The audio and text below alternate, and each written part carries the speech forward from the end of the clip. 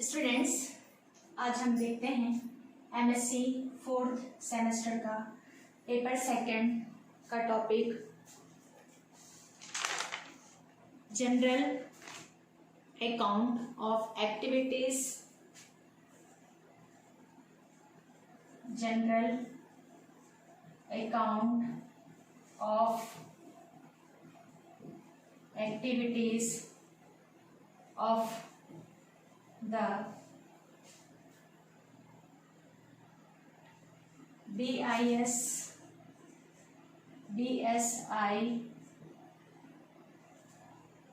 CSIR, DBT, NBPGR and last है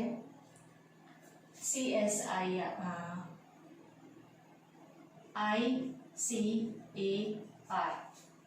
ये है आज का टॉपिक जिसके बारे में हम अभी पढ़ेंगे। सबसे फर्स्ट हम आते हैं BIS। BIS क्या है, सॉरी BSI क्या है। BSI का फुल फॉर्म है बॉटनिकल सर्वे ऑफ इंडिया।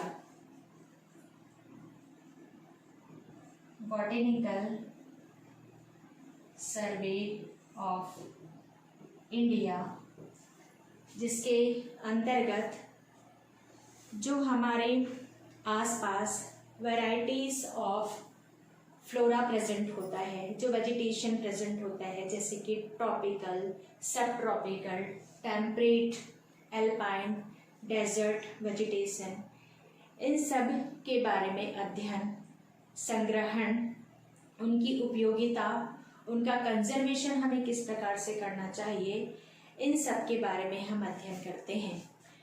हमारे आसपास जो विविधता दिखाई देती है उसे हम बायोडाइवर्सिटी कहते हैं, और पूरे वर्ल्ड में लगभग 14 लाख प्रजातियां हैं जिनके बारे में अनुमानतः 14 लाख प्रजातियां सम्मिलित की गई हैं, जिसमें से कई ऐसे प्रजाति हैं जो अज्ञात है, जिनके बारे में हम नहीं जानते, लेकिन धीरे धीरे वो विलुप्त होने की कंडीशन में हैं या फिर विलुप्त हो चुके हैं। तो जो प्रजाति विलुप्त नहीं हुए हैं, संकटग्रस्त है, तो उन सबके संरक्षण के लिए, उन सबके कंजर्वेशन के लिए, उन सबको सुरक्षित करके रखने के लिए कई ऐसे ऑर्गेनाइजेशन और संस्थान, इंस्टीट्यूशन इस प्रकार के हमारे इंडिया के द्वारा, मतलब गवर्नमेंट के द्वारा चलाया जाता है, और कुछ ऐसे ऑटोनोमस बॉडी है जो इनके कंजर्वेशन का काम करते हैं। तो उन्हीं में से एक है बॉटनिकल सर्वे ऑफ इंडिया, जिसमें मैं बताई कि अभी मेनली फ्लोरा, मतलब बॉटनिकल से पता चलता है कि इसमें मेन फ्लोरा के कलेक्शंस हैं, और इसमें इसके मुख्य रूप से 3 हेडक्वार्टर्स हैं। फर्स्ट हेडक्वार्टर है central national herbarium, national herbarium जो हावड़ा में है। सेकंड हेडक्वार्टर है इसका central botanical laboratory, central botanical laboratory. Third हम देखते हैं botanical museum of Kolkata, botanical museum जो कोलकाता में है। तो इस प्रकार से ये तीनों जो सेंट्रल है मेनली कोलकाता में प्रेजेंट है। इसके अलावा कई ऐसे इसके रीजनल सेंटर्स हैं, जैसे देहरादून, कोयम्बटूर, शिलोंग, पुणे, इलाहाबाद, जोधपुर, पोर्ट ब्लेयर, गंगटोक, ईटानगर इत्यादि में इसके रीजनल सेंटर्स हैं। इसके अलावा इस स्टेशन में BSI में लगभग 20 लाख प्लांट को संरक्षित या स्पेसिमेन को हर्बेरियम में रखा गया है। टोटल 20 लाख स्पीसीज को, जिसमें से 250 न्यू जेनेरा और स्पीसीज है। न्यू जेनेरा एंड स्पीसीज को सम्मिलित किया गया है। साथ ही इसमें 500 न्यू प्लांट को भी रिकॉर्ड किया गया है। 500 न्यू प्लांट्स को भी रिकॉर्ड किया गया है। तो इस प्रकार से BSI में मुख्यतः पादपों का संरक्षण सम्मिलित है। नेक्स्ट हम देखते हैं कि इनके, जैसे कि अभी मैं बताई कि रीजनल सेंटर्स कौन कौन से हैं, 3 हेडक्वार्टर्स कौन कौन से हैं इसके बारे में। नेक्स्ट हम देखते हैं कि इनका हिस्ट्री क्या है। Botanical survey of India mainly 18th century से वर्क में है, 18th सेंचुरी से, जिसमें उस समय 18th सेंचुरी से ही स्टार्ट है, जिसमें कई बॉटनिकल कलेक्शंस किया गया है। साथ ही उस समय गवर्नमेंट ऑफ वेस्ट बंगाल, मद्रास, मुंबई, ये सब एक्टिवली पार्टिसिपेट करके प्लांट्स का कंजर्वेशन एंड कलेक्शन का कार्य करते थे। और 1781 में ईस्ट इंडिया कंपनी ने एक गार्डन की स्थापना की, गार्डन बनाया जो शिवपुर कोलकाता में है और जो सबसे लार्जेस्ट भी है। इसे बॉटनिकल सर्वे ऑफ इंडिया मुख्यतः नाम दिया गया 13 फरवरी 1890 में। इसे BSI का नाम दिया गया या बॉटनिकल सर्वे ऑफ इंडिया का नाम दिया गया। इसके पश्चात इस डिपार्टमेंट में लगभग 1939 में डॉक्टर CC कोलदार के रिटायरमेंट के पश्चात ये जो डायरेक्टर थे, तो उनके बाद ये एक्टिविटी जो है वो कम हो गया। नेक्स्ट हम देखते हैं कि इसके ऑब्जेक्टिव्स क्या क्या है। BSI के ऑब्जेक्टिव्स है कृषि विभाग और वन विभाग के लिए, ये मिटा देती हूँ मैं। नेक्स्ट हम देखते हैं इसके एक्टिविटीज।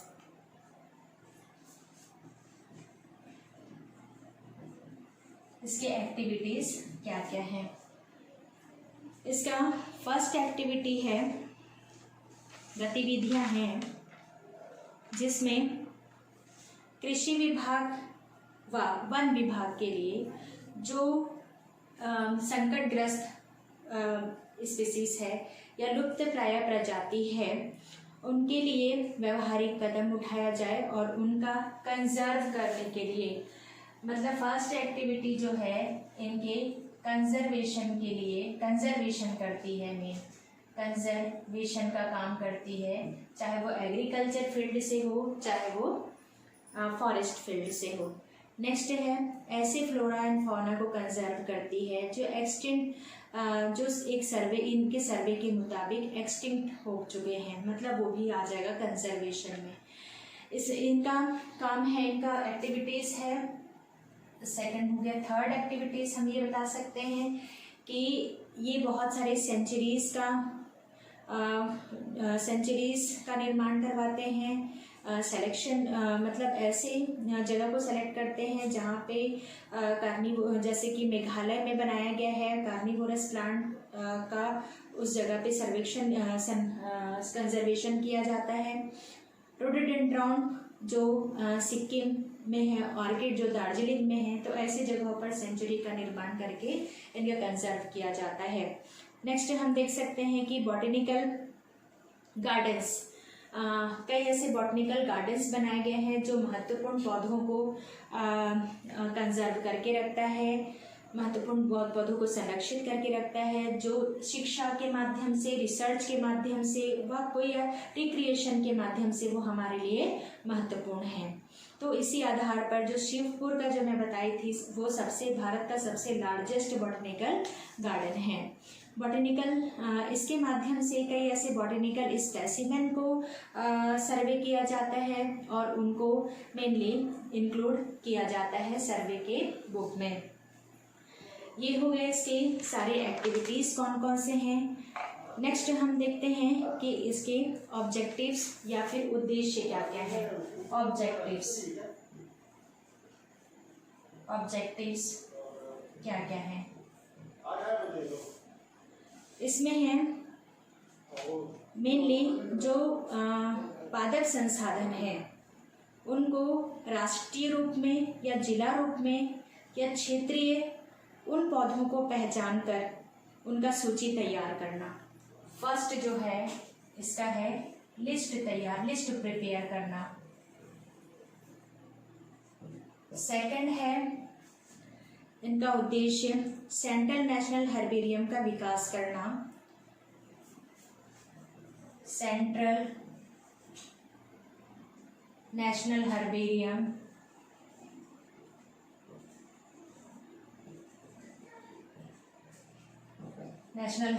का विकास करना। थर्ड हम ये बता सकते हैं कि इनका भंडार करना, स्टोर करना। थर्ड है स्टोर करना, सम्मिलित है इसमें। इसके बाद ये स्टडी के लिए ज़रूरी है। फोर्थ हम बता सकते हैं स्टडी के लिए और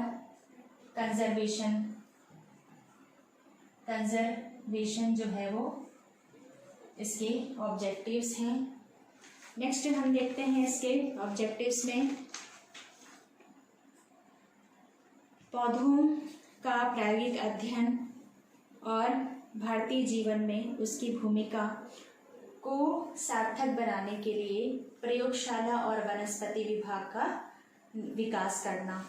इसमें है laboratories and development of botanical department. Fifth आ जाएगा बॉटेनिकल डिपार्टमेंट एंड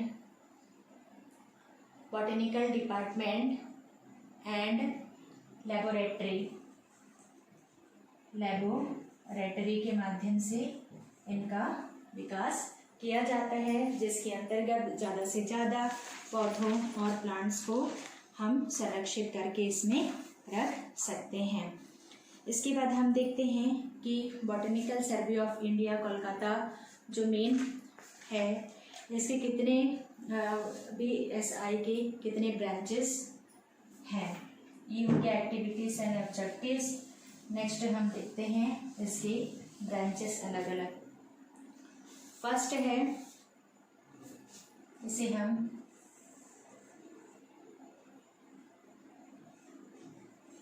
डिवाइड करते हैं। फर्स्ट हेडक्वार्टर ऑर्गेनाइजेशन जो हावड़ा में है। सेकंड सेंट्रल बॉटनिकल लेबोरेटरी जो हावड़ा में है। थर्ड हम देखेंगे सेंट्रल नेशनल हर्बेरियम जो हावड़ा में है। और इसके बाद हम देखते हैं इंडियन बॉटेनिकल गार्डन। नेक्स्ट है इंडियन बॉटेनिकल गार्डन, ये हो गया। अब इसके बाद ये तो इसके हेडक्वार्टर्स हो गए।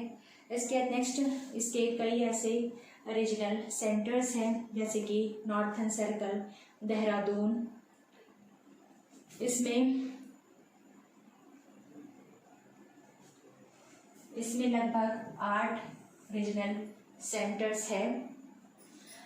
Northern circle Dehradun, eastern circle Shillong, southern circle Coimbatore, central circle Allahabad, western circle Poona, Andaman and Nicobar circle port Blair, arid zone circle Jodhpur and industrial circle Indian museum of Kolkata. तो इस प्रकार से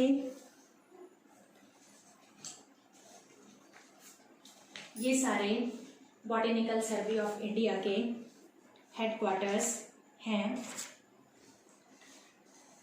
अब इसके पश्चात हम देखते हैं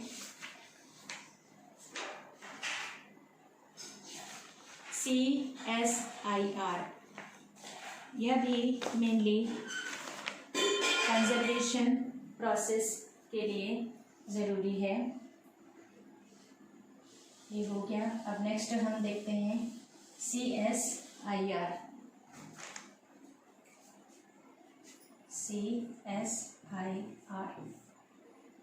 इसका तो नाम आप लोगों ने सुना ही होगा, CSIR का।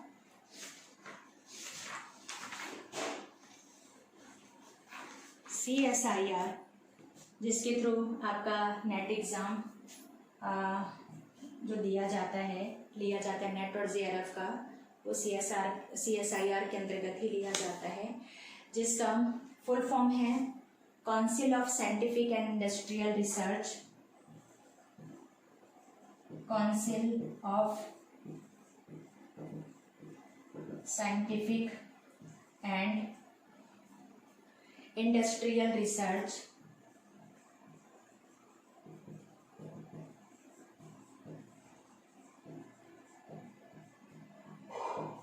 इंडस्ट्रियल रिसर्च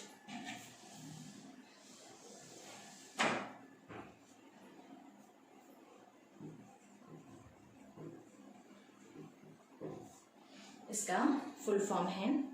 इसकी स्थापना या जिसे एस्टेब्लिशमेंट कहेंगे वो 26 सितंबर 1942 को किया गया। इसका मेन गोल है साइंस एंड टेक्नोलॉजी को देश में डेवलप करना, उसकी कैपेसिटी को बढ़ाना, जिससे इंडस्ट्रियल में या औद्योगिक विकास में मदद मिल सके। CSIR के लगभग 29 आउटरीच सेंटर्स हैं, 39 आउटरीच सेंटर्स हैं। 3 इनोवेटिव कॉम्प्लेक्सेस हैं, 39 आउटरीच सेंटर्स, फिर 3 इनोवेटिव कॉम्प्लेक्स,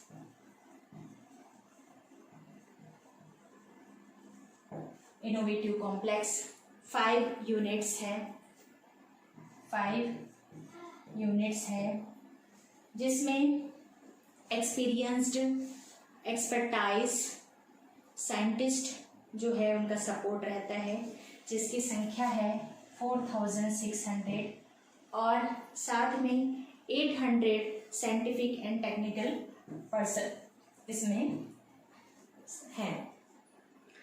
अब नेक्स्ट देखते हैं कि इनका जो है प्रयास किस विषय में इनका प्रयास रहता है। CSIR mainly research and development effort को डेवलपमेंट के लिए प्रयासरत रहता है, जो इसका राष्ट्रीय उद्देश्य भी होता है। ये natural resources, knowledge base like geographical, demographical advantages, energy conservation, environment friendliness, sustainability and CSIR competence जो रिसर्च के माध्यम से डेवलप करता है। इसका मेन फोकस किन किन पर है? इनका CSIR का मेन फोकस जो है वह राष्ट्रीय स्तर पर हेल्थ केयर, फर्स्ट हम बता सकते हैं affordable focus areas of focus, किन किन चीज़ों पर ये जनरली फोकस करते हैं या इनके कार्य क्या क्या हैं। First, affordable health care, affordable health care. Second है agri food technology, agri food technology जो एग्रीकल्चर से रिलेटेड है। नेक्स्ट है sustainable energy, sustainable energy. Fourth है chemistry and environment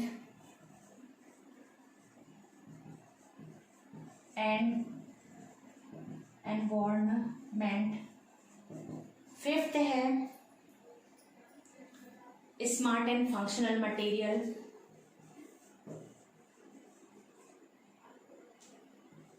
smart and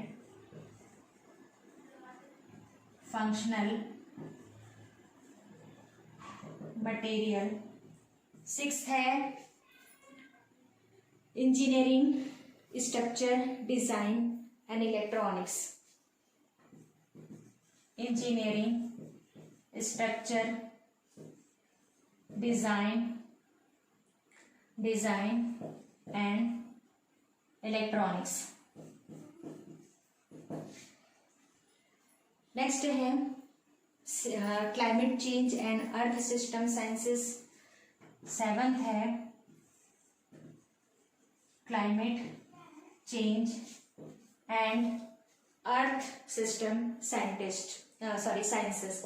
तो इन सभी चीजों पर इनका फोकस रहता है CSIR का, और ये इस डायरेक्शन में काम करते हैं जिससे अफोर्डेबल हेल्थ केयर मिल सके, एग्री फूड टेक्नोलॉजीज हो सके, sustainable energy, chemistry and environment के विषय में, स्मार्ट एंड फंक्शनल मटेरियल्स मिल सके, इंजीनियरिंग, स्ट्रक्चर, डिजाइन, इलेक्ट्रॉनिक्स में, और क्लाइमेट चेंज, इन सारे एरियाज में ये फोकस करता है। नेक्स्ट हम देखते हैं CSIR का।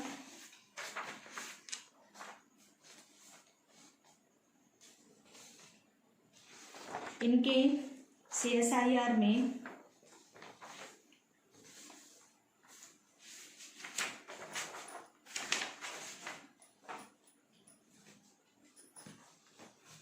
किस प्रकार से कार्य किया जाता है,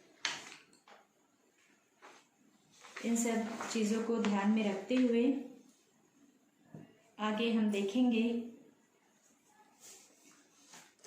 नेक्स्ट टॉपिक, नेक्स्ट पॉइंट है इसका, इसमें है CSIR जो चेंज सिनेरियो है, या आज के जो युवा हैं वो CSIR की ओर आकर्षित होते हैं। प्रेजेंट सिनेरियो जो मेनली नेशनल और इंटरनेशनल अपॉर्चुनिटीज प्रदान करता है, रिसोर्सेज प्रदान करता है, नॉलेज प्रदान करता है, देता है, और CSIR के माध्यम से साइंस एंड इंजीनियरिंग में leadership, innovative technology solution, open innovation, crowdsourcing, nurturing talent, science based entrepreneurship इत्यादि जो है वो CSIR के माध्यम से आज का जनरेशन जो है वो प्राप्त करता है। ये हो गया आज का टॉपिक CSIR। नेक्स्ट अभी का टॉपिक, नेक्स्ट हम देखते हैं DBT। DBT क्या है?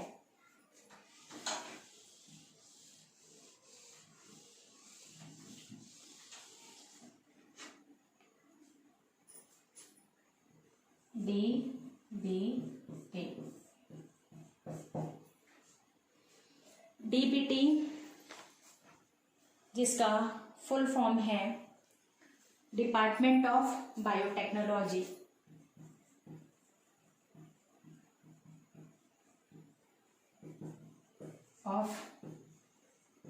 बायोटेक्नोलॉजी।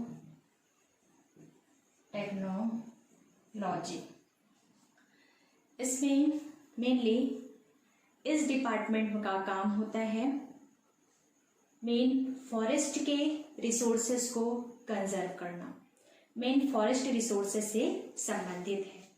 फॉरेस्ट जो है वहाँ पे बायोमास का, सॉइल कार्बन का और बायोडाइवर्सिटी का कलेक्शन होता है और बहुत से वैरायटीज जो है वो ह्यूमन बीइंग को प्रोवाइड करते हैं और साथ ही एक कल्चरल इकोसिस्टम जो ह्यूमंस के लिए तैयार होता है वो फॉरेस्ट के द्वारा मिलता है। फॉरेस्ट जो है वो कई बेनिफिट्स प्रोवाइड करता है, जैसे फूड के लिए, मेडिसिन्स के लिए, एस्थेटिक के लिए बेनिफिट्स मिलता है। तो ये सारी चीज़ें जो है वो हमें फॉरेस्ट से उपलब्ध होता है। इसके अलावा और भी कई चीज़ें हैं जो हमें फॉरेस्ट जो है या वन संपदा जो है हमें प्रोवाइड करवाती है या देती है।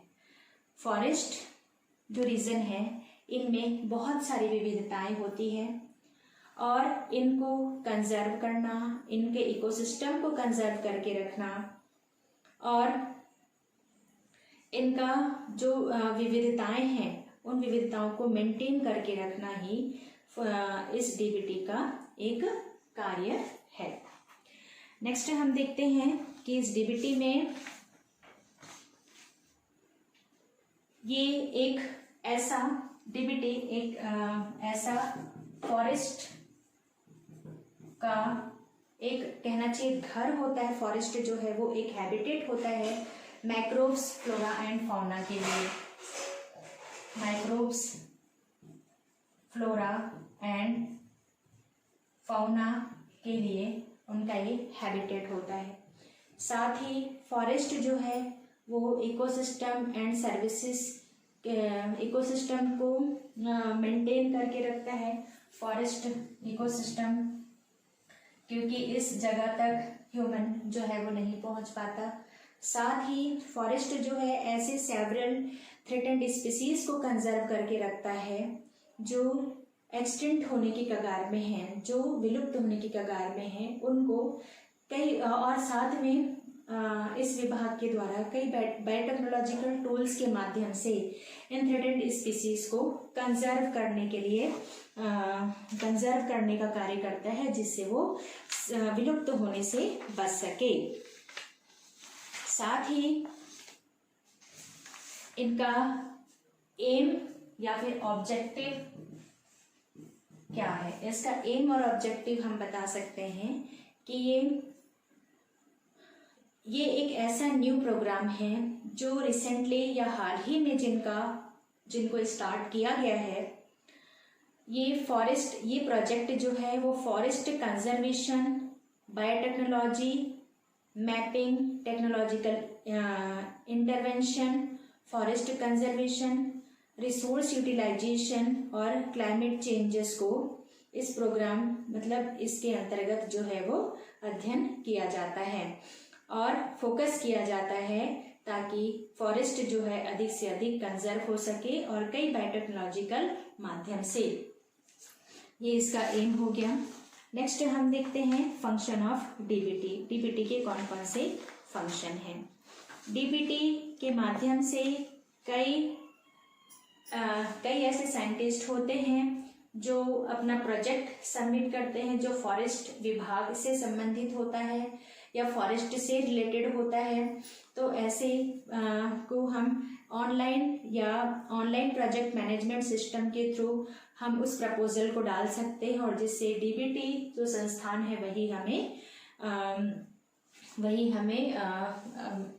मतलब सबमिट करने पर वही हमारी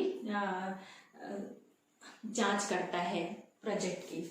नेक्स्ट है फंक्शन, जो हम अभी देख रहे हैं फंक्शन डीबीटी का, जो प्रोजेक्ट को ऑनलाइन माध्यम से यदि हम इंक्लूड करें तो उससे वो चेकिंग करता है। नेक्स्ट है इसमें जो इन सितु और एक्स सितु कंजर्वेशन स्ट्रेटेजीज हैं, जैसे कि इन सितु मीन्स स्वस्थानिक, मतलब फॉरेस्ट रीजन में ही हम किसी को कंजर्व करके रखते हैं या फिर सेंचुरीज बना लेते हैं। तो इस तरह से हम उसे थ्रेटेंड स्पीसीज को हम इन सितु के माध्यम से, और एक्स सितु में जैसे बॉटेनिकल गार्डन है, जूस है, इन सब में हम एनिमल और प्लांट्स को कई बायोटेक्नोलॉजिकल टूल्स का प्रयोग करके हम उसको संरक्षित करके रख सकते हैं। साथ ही ये forest ecology adaptation technologies minimum climate change impact को भी बताता है। नेक्स्ट, प्रोटेक्टेड एरिया में जो बाहर से आए स्पीसीज है उनका भी अध्ययन इनके माध्यम से किया जाता है। इसके पश्चात हम देखेंगे कि जैसे एफॉरेस्ट्रेशन को ये बढ़ावा देता है और जो डिग्रेडेड फॉरेस्ट एरिया है उनको वो रीजनरेट करने का काम करता है। और कई ऐसे development of technologies for suitable use of forest, कई ऐसे टेक्नोलॉजीज डेवलपमेंट करते हैं जो फॉरेस्ट के जो रिसोर्सेस है उनका मानव के द्वारा उपयोग किया जा सके।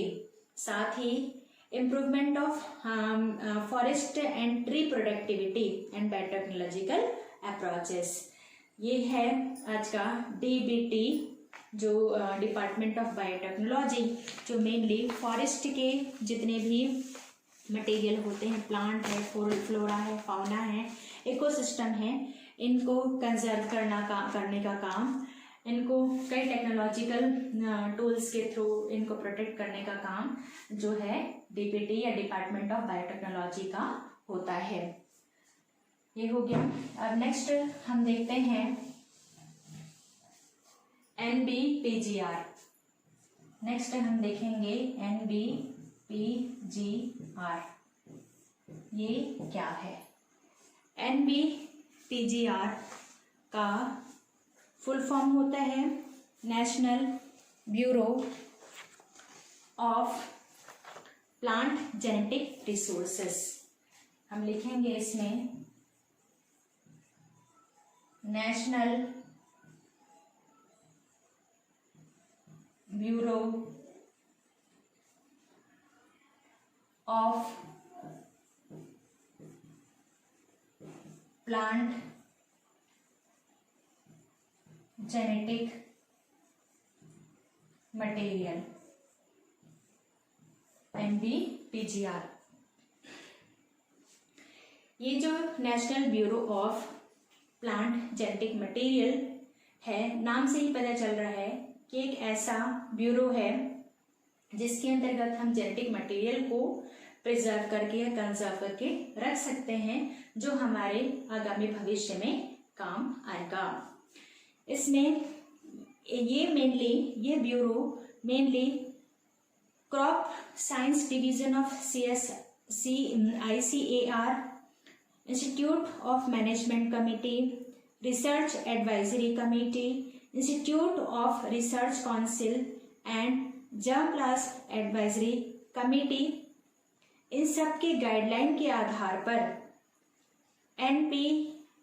NBPGR जो संस्थान है वो अपना कार्य करती है। ये जो NBPGR है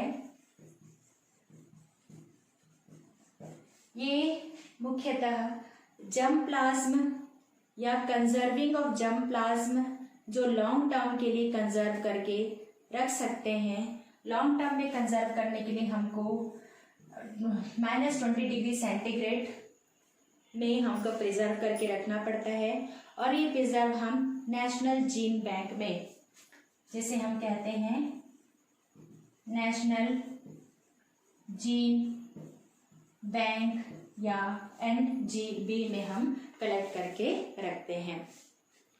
NBG का रिस्पॉन्सिबिलिटी होता है कि उन जेनेटिक रिसोर्सेस को कंजर्व करके रखना, और साथ में ट्रेडिशनल वैरायटीज जो उस जगह पे मौजूद है, जो एग्रीकल्चरली इम्पॉर्टेंट है, उन जीन को कंजर्व करके रखना।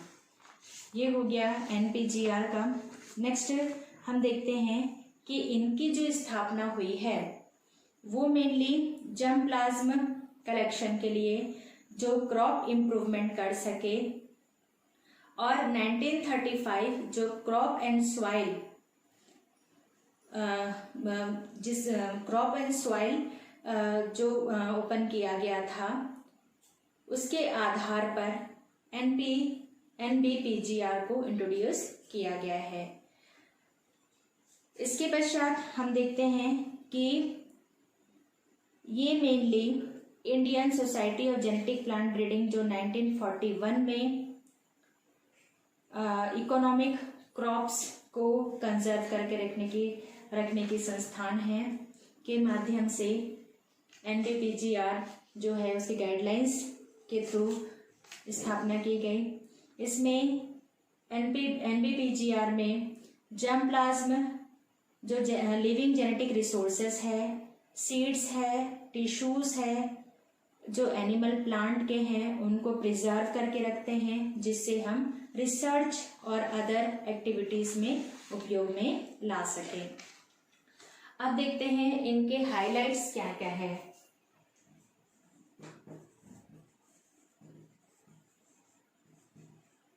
हाइलाइट्स हम देखेंगे कि NBPGR जो है main improvement of crop plant, various crop plant, diversification मतलब एक जगह से दूसरे का हम मतलब उसे फैलाना, डेवलपमेंट ऑफ एग्रीकल्चर को इंडिया में डेवलप करना, जर्म प्लाज्म इंट्रोड्यूस करना, और जितने भी ऑर्गेनाइजेशन है जो जर्म प्लाज्म कनेक्शन करते हैं या फिर इनके जो भी ब्रांचेस है वो सभी सम्मिलित रूप से एक साथ वर्क करते हैं। इसके पश्चात इनका जो हेडक्वार्टर है वो न्यू दिल्ली में है। इस ब्यूरो में लगभग 5 डिविजन्स है, 3 यूनिट्स है,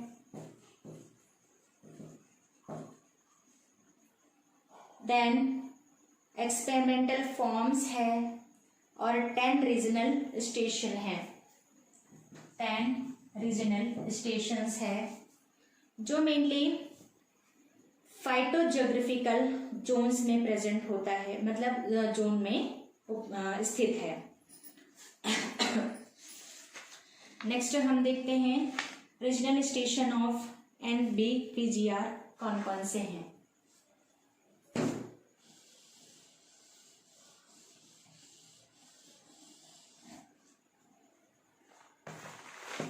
NBPGR के regional stations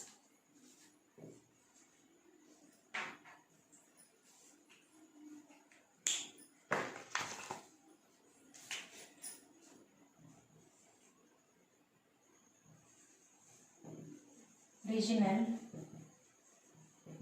stations of NBPGR। इसमें है फर्स्ट शिमला जो हिमाचल प्रदेश में है। फर्स्ट हम लेते हैं शिमला जो हिमाचल प्रदेश में है। इसकी स्थापना 1960 में की गई और ये मेनली टेम्परेट क्रॉप्स को मेंटेन करना, कलेक्शन करना और इवैल्यूएशन करना इस स्टेशन का कार्य है। थर्ड है नेक्स्ट जोधपुर। जोधपुर जिसका एस्टेब्लिशमेंट जो है 1965 में हुआ, 1965 में, और ये राजस्थान में है। इसमें undertakes exploration, evaluation, seed increase and horticulture जो arid and semi arid zone में प्रेजेंट है। नेक्स्ट है त्रिशूर। थर्ड है त्रिशूर जो केरला में है। इसकी स्थापना 1977 को हुई। और जो रिस्पॉन्सिबल है कलेक्शन और इवोल्यूशन जर्मप्लाज्म जो साउथर्न पेनिनसुला रीजन में प्रेजेंट होता है, और उन क्रॉप्स एंड स्पीसीज के प्लांटेशन के लिए भी ये काम करता है। नेक्स्ट हम देखते हैं रीजनल सेंटर अकोला। अकोला जो महाराष्ट्र में है, महाराष्ट्र में है। इसकी भी स्थापना 1977 को हुई थी, और ये मेनली महाराष्ट्र, कर्नाटक, गोवा, दमन द्वीप में जर्मप्लाज्म कलेक्शन सेंटर है, जो मेनली क्रॉप के लिए रिस्पॉन्सिबल है। क्रॉप्स के जनरल जर्मप्लाज्म प्रेजेंट होते हैं। नेक्स्ट है शिलोंग, फिफ्थ है शिलोंग, ये मेघालय में है। इसकी स्थापना 1978 में हुई थी, और इसमें भी मेनली एग्री हॉर्टिकल्चर जर्मप्लाज्म, मतलब जो फ्लावरिंग प्लांट्स होते हैं, हॉर्टिकल्चर जो बागानों में या बगीचों में लगाया जाता है, जो मेनली सिक्किम और नॉर्थन बंगाल रीजन में प्रेजेंट है, उनका कलेक्शन किया जाता है। सिक्स्थ है भोवाली। भोवाली मीन्स उत्तर प्रदेश में जो है, इसमें इसकी स्थापना में 1985 में हुई है, और ये रिस्पॉन्सिबल है exploration, characterisation, evolution and multiplication of agri horticulture crops, जो सब ट्रॉपिकल और सब टेम्परेट रीजन में मौजूद है। नेक्स्ट हम देखते हैं 7 कटक ओडिशा, जो ओडिशा में है। इसकी स्थापना भी 1985 में हुई थी, और इसे CRRI कैंपस कहते हैं, और इसका मेन काम है exploration of agri horticulture crops, जो पेनिनसुला रीजन में प्रेजेंट है, और राइस जर्मप्लाज्म को यहाँ पे कलेक्ट करके रखा जाता है। 8th देखते हैं हम हैदराबाद, जो आंध्र प्रदेश में है।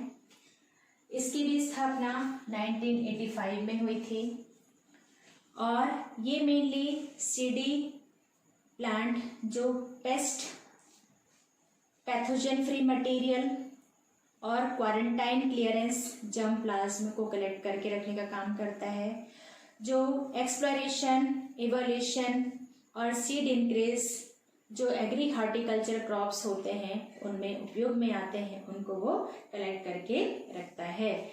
नेक्स्ट हम देखते हैं 9th रांची। रांची जो झारखंड में है, इनकी स्थापना 1988 में हुई थी, जो मेनली जर्मप्लाज्म इवोल्यूशन और जर्मप्लाज्म जो ट्रॉपिकल फ्रूट्स होते हैं, क्रॉप्स जैसे बिहार, उत्तर प्रदेश, वेस्ट बंगाल, इस प्रकार यहाँ के जर्मप्लाज्म को वो कलेक्ट करने का काम करता है। 10th हम आते हैं जम्मू कश्मीर, श्रीनगर जो जम्मू एंड कश्मीर में है।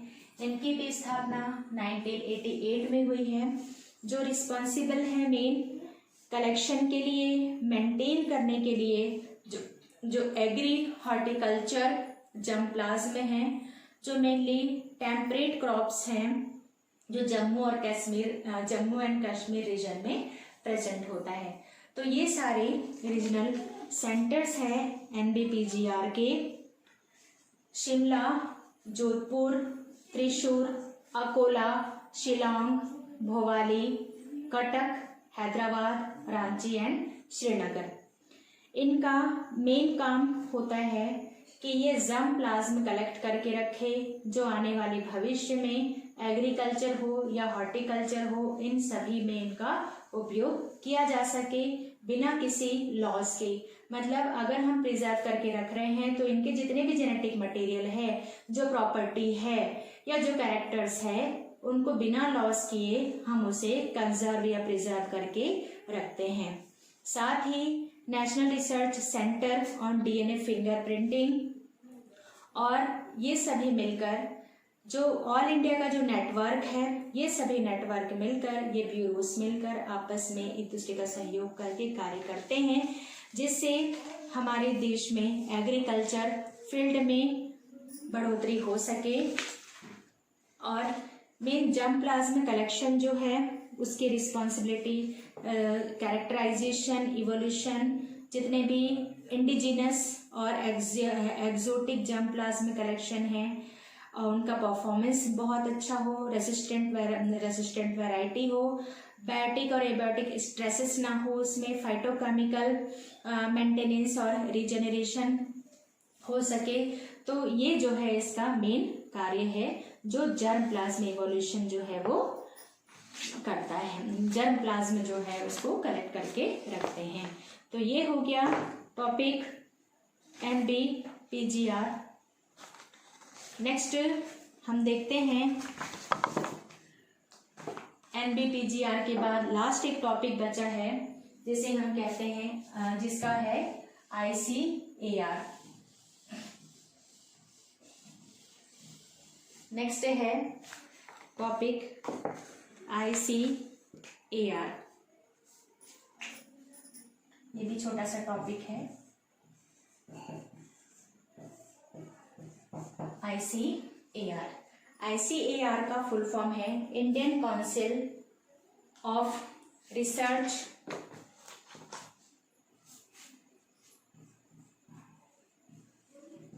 इंडियन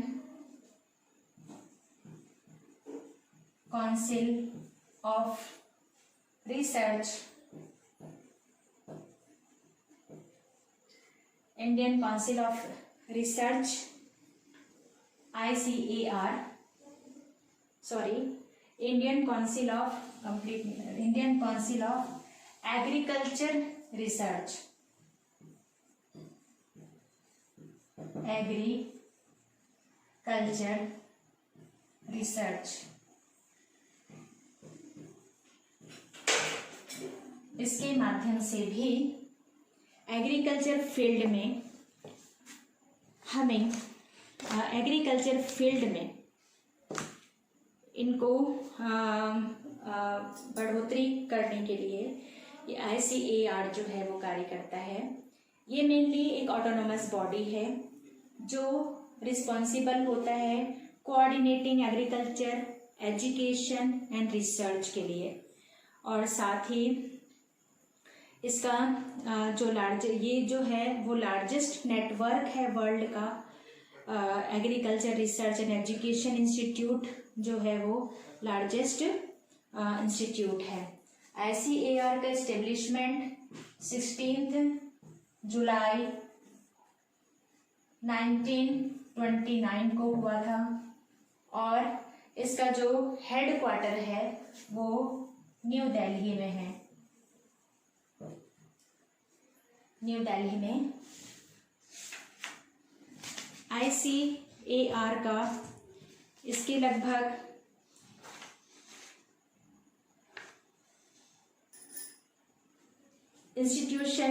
कई इंस्टीट्यूशंस हैं, जैसे कि इसकी 4 डीम्ड यूनिवर्सिटीज है। ये मिटा देती हूँ। इसके 4 इंस्टीट्यूशन हैं, 4 डीम्ड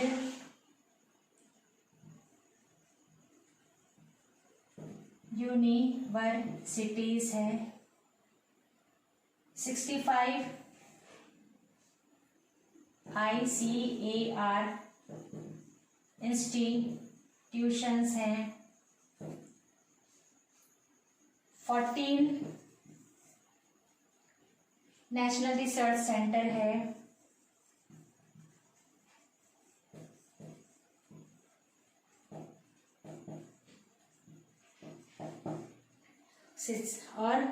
6 नेशनल ब्यूरोज है।